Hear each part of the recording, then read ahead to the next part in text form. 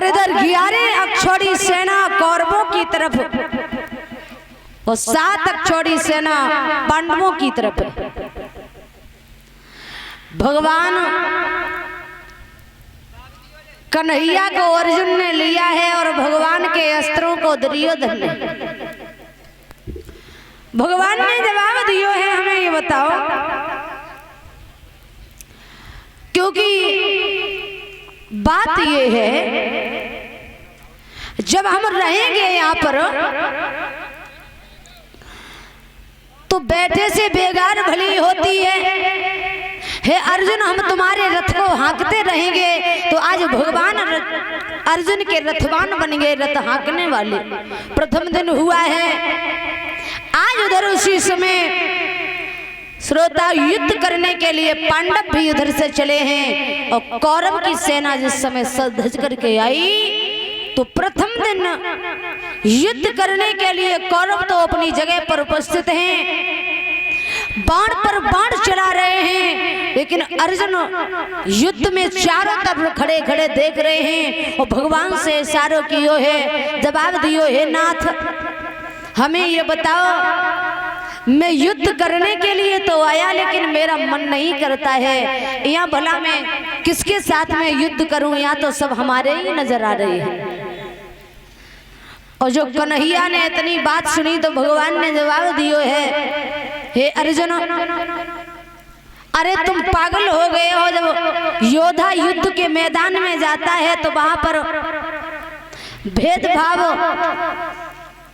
और पक्षपात नहीं करता है। भगवान बोले हैं बात तो ये है ना, पक्षपात की बात नहीं है, क्योंकि मेरी समझ में आ रहा है कि मैं किस पर वार करूं और सब रिश्ते वाले और कुछ मामा लगते हैं, कुछ पिता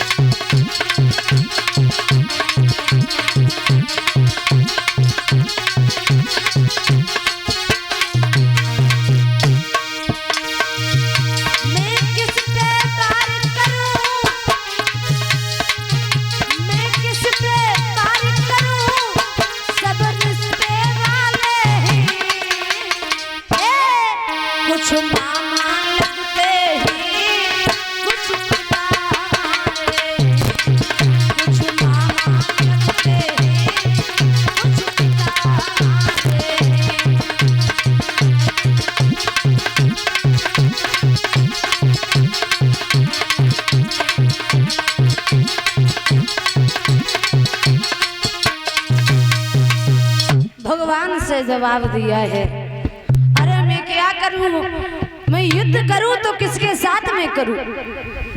भगवान आज उस दिन अर्जुन को ले आए।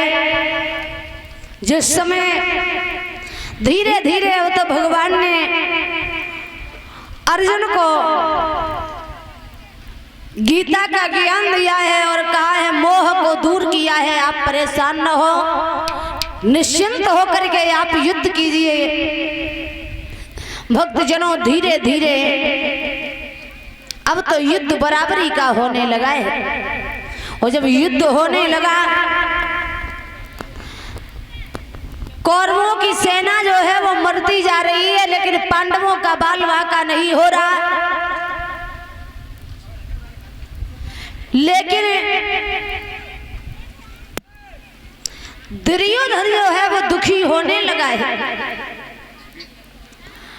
समझ गया है, लगता है कि हमें इसमें कोई न कोई दाल में काला जरूर है, क्योंकि पांडव तो 5 के 5 ही हैं और हमारी सेना जो है वो समाप्त होती जा रही है।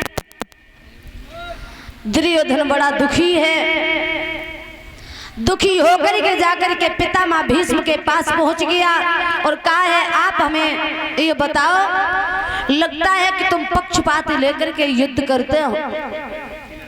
पितामह भीष्म ने समझाया है आप परेशान न हो, अगर तुम्हें मन में ये शंका हो रही है तो जाओ, आज मैं ये संकल्प लेता हूं कि कल के युद्ध के मैदान में मैं 5 पांडवों को समाप्त कर दूंगा।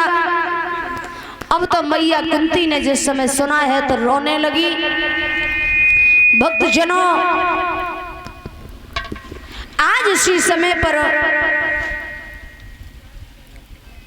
उधर कन्हैया जो है द्रौपदी को लेकर के सुबह की प्रातः बेला में बहन द्रौपदी की दासी बनकर के जाते हैं, क्योंकि पितामह भीष्म ने कह दिया था दुर्योधन जाओ कल सुबह अपनी पत्नी भानुमति को भेज देना, जिसे हम सदा सुहागिन रहने का वरदान दे देंगे, जिससे तेरी मृत्यु नहीं होगी। लेकिन भानुमति के जाने से पहले भगवान कन्हैया द्रौपदी को लेकर के पहुंच गए थे, तो ब्रह्म मुहूर्त में जाकर के द्रौपदी ने अपना सर जो है पितामह के चरणों में रख दिया, आंखें बंद किए ही किए पितामह ने आशीर्वाद दे दिया है सुहागवती भव पुत्रवती भव। द्रौपदी बोल पड़ी है, जवाब दिया है पितामह जब आपने 5 पांडवों को मारने का संकल्प कर लिया है तो मैं सुहागिन कहां से रहूंगी। और जो इतना कहा है अब तो पितामह के होश उड़ गए और जवाब दिया है निश्चित ही मैं समझ गया कि कन्हैया ने आज मेरी प्रतिज्ञा को तोड़वा दिया है। आज भक्तजनों इधर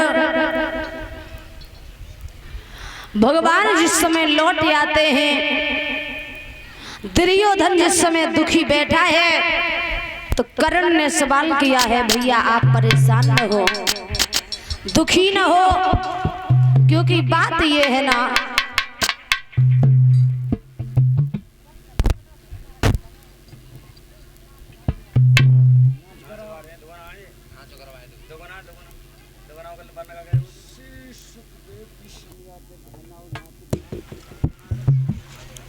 ले